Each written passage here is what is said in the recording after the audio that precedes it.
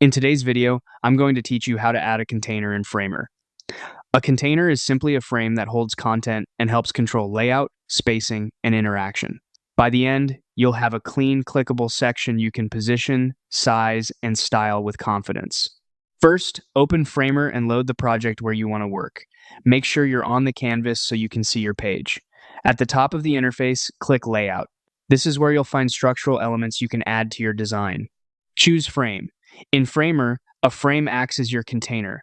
With frame selected, click and drag on the page to draw it. Drag to the size you roughly want. Don't worry about precision, yet you can fine-tune everything next. If you prefer a perfect square while dragging, hold Shift. Otherwise, just map out the general area. With the new frame selected, look to the right side Properties panel. Under Link to, choose a destination if you want this container to be clickable.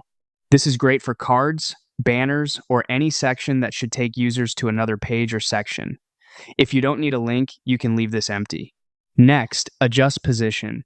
Use the alignment and pinning options to anchor the container where it belongs, centered, left, or right, and decide whether it should stick to specific edges.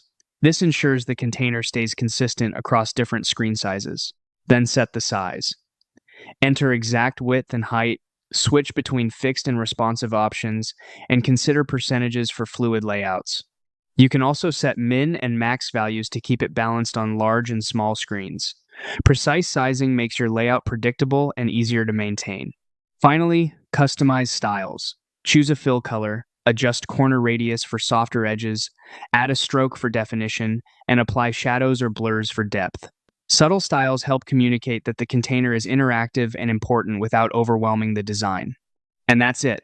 Go to Framer, use Layout to insert a frame, drag it onto the canvas, set a link to if needed, dial in position, refine size, and finish with styles. You've just built a flexible, polished container in Framer.